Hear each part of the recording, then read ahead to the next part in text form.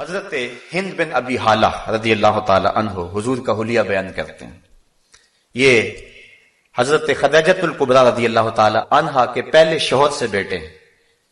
وہ فرماتے ہیں کان رسول اللہ صلی اللہ علیہ وسلم فخمن مفخمن یتلالع وجہہ تلالع القمر لیلۃ البدر. حضور باوقار روبدار تھے اور چہرہ اس طرح تھا جس طرح 14ویں رات کا چمکتا ہوا چاند ہوتا ہے. آؤ حضور کا حلیہ تمہیں ایک دیہاتی عورت سے حضور کا حلیہ سناؤں. آپ جانتے ہیں ہجرت کی رات حضور جب مکہ المکرمہ سے مدینہ رسول جا رہے تھے تو راستے کے اندر بھوک کی شدت کا احساس ہوا. ایک دیہاتی عورت کا خیمہ آیا، نام تھا اس کا ام معبد رضی اللہ تعالی عنہا. تو اللہ تعالیٰ نے بعد میں انہیں ایمان بھی نصیب کیا. تو ام معبد کی کٹھیا کے قریب حضور کھڑے ہوئے اور انہیں کہا کہ ہمیں بھوک لگی ہے، تمہارے پاس کچھ ہے تو ہمیں پیش کرو. اس نے کہا کہ میں ایک عرب خاتون ہوں، مہمانوں کی خدمت کر کے کل بھی ہمیں مسرت ہوتی ہے، لیکن اس وقت اتفاق ایسا ہے کہ ہمارے پاس آپ کو پیش کرنے کے لیے کچھ بھی نہیں. حضور علیہ السلام نے فرمایا کہ وہ جو تمہاری بکری بندھی ہوئی ہے اگر کہو تو اس کا دودھ دھو لے. اس نے کہا کہ یہ تو ریوڑ کے ساتھ چل کر جانے کے قابل بھی نہیں ہے، اس کی ہڈیوں میں گودا بھی نہیں ہے، چلنے کے قابل بھی نہیں ہے، دودھ کہاں سے آئے گا. حضور علیہ السلام نے فرمایا اگر تم اجازت دو تو ہم اس سے دودھ دھو لیں. اس نے ہنس کے کہا مجھے کیا اعتراض ہو سکتا ہے، اگر یہ دودھ دیتی ہے تو مجھے کیا اعتراض ہو سکتا ہے. حضرت ابو بکر صدیق رضی اللہ تعالیٰ عنہ نے وہ بکری کھولی، حضور کے سامنے کھڑا کیا. آپ نے اپنا دستے کرم اس بکری کی پشت پہ پھیر دیا. بکری نے اپنی ٹانگیں چوڑی کر دی اور اس کی کھیری میں دودھ اترایا. آقا کریم نے دھونا شروع کر دیا. ام معبد جو برتن پیش کیا وہ بھر گیا. کہا اور برتن لاؤ. وہ برتن لائی، وہ بھی بھر گیا. گھر کے جتنے برتن تھے دودھ سے بھر گئے. لگتا تھا اللہ نے اس بکری کے تھنوں کا تعلق حوض کوثر کی نہروں سے جوڑ دیا ہے. حضور نے خود بھی پیا، حضرت سیدنا صدیق اکبر نے بھی پیا اور ام معبد نے بھی پیا. اس کا ایک بچہ گھر تھا، اس نے بھی پیا. حضور نے دعا دی اور چلے گئے. ام معبد کو اس خوشی کے عالم میں حضور کا نام پوچھنا یاد نہ رہا.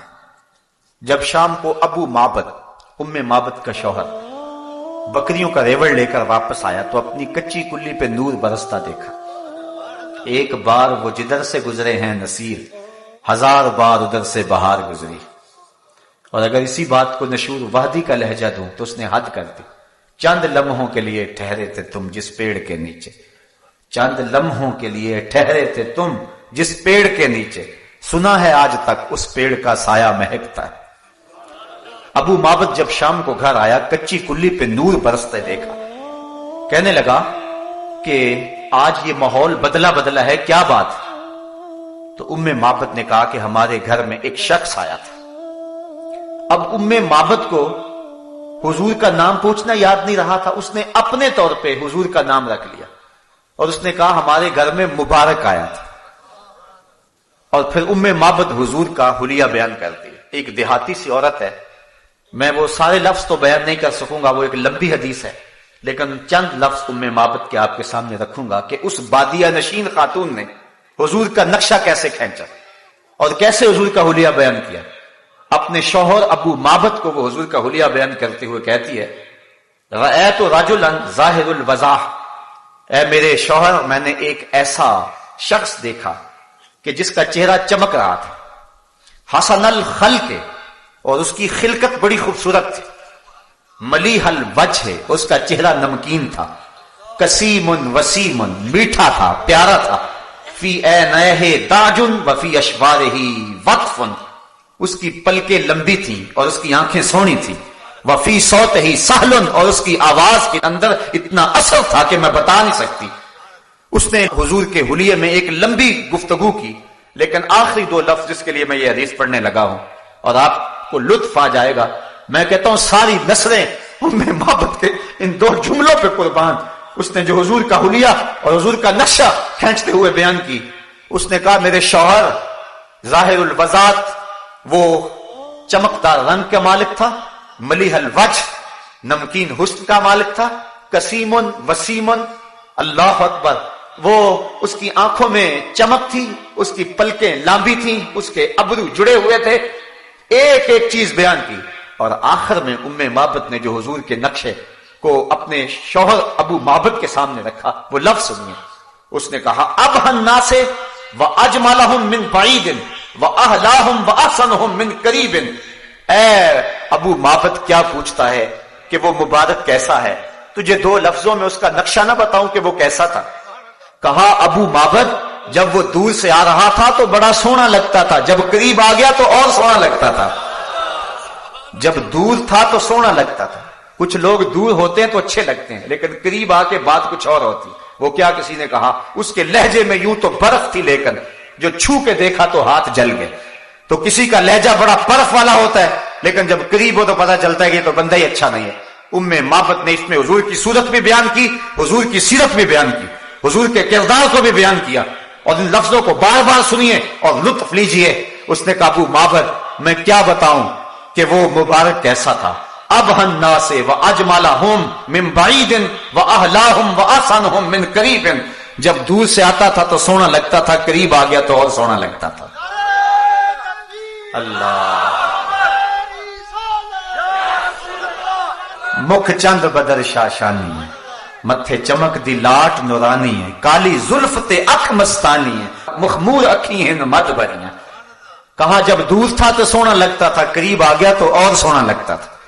اتنا حسین تھا. اب روزانہ معبد کے گھر میں تذکرہ ہی حضور کا ہوتا ہے. شام کو جب ابو معبد بکریوں کا ریوڑ لے کر کے آتا ہے تو معبد کھانا لے کے آتی ہے. تو ابو معبد کہتا ہے کھانا بعد میں کھائیں گے، پہلے مبارک کی باتیں سناؤ. اور روزانہ وہ حضور کا تذکرہ چھیڑ لیتے ہیں کہ مبارک نے یوں بکری کے اوپر ہاتھ پھیرا اور یوں اس نے اپنی ٹانگیں چوڑی کر لی. اور ساتھ وہ بچہ جو اس نے بھی حضور کو دیکھا ہوا تھا وہ بھی کبھی کبھی کہتا ہے اماں وہ مبارک نے کیسے ہاتھ پھیرا تھا، ہمارے سارے برتن کیسے بھر گئے تھے، وہ کیسے بولتا تھا، اس کے ساتھ والا کیسا ادب کرتا تھا اس کا. روزانہ ان کے گھر میں شام کو حضور کا تذکرہ ہوتا ہے. اگر اس کو سادے لہجے میں کہہ لیں تو یوں کہہ سکتے ہیں کہ معبد کے گھر میں روزانہ شام کو محفل میلاد ہوتی ہے. روزانہ جب وہ ریوڑ لے کر کے آتا ہے اور معبد کھانا پیش کرتی ہے، وہ کہتا کھانا بعد میں کھائیں گے، پہلے مبارک کی باتیں سنائیں. یہ اصل غذا بن گئی ان کی. ایک دن قریب بستی سے سودا سلف لینے کے لیے معبد اپنے بچے کے ساتھ گئی لیکن وہاں سے سودا نہ ملا تو آگے چلی گئی اور شہر مدینہ میں پہنچ گئے. اسے نہیں پتا تھا کہ مبارک یہاں آیا ہوا ہے. وہاں پہنچی، سودا خرید رہی ہے. اچانک بازار سے حضرت ابو بکر صدیق رضی اللہ تعالی عنہ گزرے. معبد کی نظر تو نہ پڑی لیکن بچے کی نظر پڑ گئی. فصاحت طفل یا اماہ ھذا صاحب المبارک. اس بچے نے چیخنا شروع کر دیا، کہا امی وہ مبارک کے ساتھ جو ساتھی تھا وہ جا رہا ہے، وہ جو مبارک کے ساتھ اس دن بندہ تھا وہ جا رہا ہے. معبد دوڑ کر کے حضرت ابو بکر صدیق کے پاس جا کھڑی ہو گئی اور کہا این المبارک، مبارک کہاں ہے؟ مبارک ہے، تم تو مل گئے ہو، مبارک کا بھی پتہ بتاؤ وہ کہاں ہے؟ اب حضرت ابو بکر صدیق رضی اللہ تعالیٰ عنہ 2 لمحوں کے لیے پریشان ہو گئے کہ یہ کس مبارک کا پتہ پوچھ رہی. چونکہ انہوں نے نام تو اپنے طور پہ رکھا ہوا تھا تو کہا مبارک کہاں ہے؟ حضور سیدنا صدیق اکبر نے فرمایا کیا پوچھ رہی ہے؟ کہا اس دن مبارک جس نے بکری کے اوپر ہاتھ پھیرا تھا، آپ سمجھ گئے یہ تو وہ بادیہ نشین عورت ہے. کہا آؤ تمہیں مبارک کے ڈیرے پہ لے چلے. حضور علیہ السلام سینے مسجد نبوی میں بیٹھے ہوئے تھے تو معبد اور اس کا بچہ حضرت ابوبکر صدیق کے ساتھ جا رہے ہیں.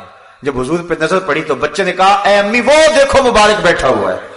اور پھر حضور علیہ السلام کی صحبت میں انہوں نے کچھ وقت گزارا اور ایمان کی دولت نصیب ہوئی اور واپس پلٹ آئے. شام کو جب ابو معبد بکریوں کا ریوڑ لے کر واپس پلٹا تو کچی کلی پہ پھر دوبارہ نور برستے دیکھا. تو معبد سے پوچھتا ہے آج مبارک پھر آیا تھا، آج مبارک پھر گزرا تھا؟ معبد کہتی ہے نہیں. تو کہا یہ گھر کا ماحول تو بتاتا ہے کہ کوئی آیا تھا. کہا مبارک تو نہیں آیا، ہم مبارک کو دیکھ آئے ہیں، ہم مبارک کو مل آئے ہیں. کہنے لگا جلدی بتاؤ کہاں رہتا ہے؟ کہا جس کو دنیا محمد کہتی ہے اسے ہم مبارک کہتے ہیں. اللہ اکبر. حضرت معبد کی وہ بکری عام الرماد تک زندہ رہی اور یہ حضرت عمر فاروق کے دور خلافت میں عام الرماد آیا تھا. عام الرماد تک زندہ رہی اور عام الرماد تک مسلسل دودھ دیتی رہی. اور علماء کہتے ہیں، سیرت نگاروں نے لکھا ہے کہ اس ڈیرے پر جتنے بھی گھر تھے سارے اس بکری کے دودھ کی کھیر بنا کے کھاتے تھے اور پھر بھی ختم نہیں ہوتی تھی. اور وہ کتنے سال زندہ رہی، مسلسل دودھ دیتی رہی، کیونکہ اس کے اوپر حضور کا ہاتھ جو آ گیا تھا. تو وہ عرض کرتی ابہن ناس واجملہم من بعید واحلاہم واحسنہم من قریب، میں کیا بتاؤں کتنا سونا ہے، دور سے بھی سونا تھا، قریب سے بھی سونا ہے۔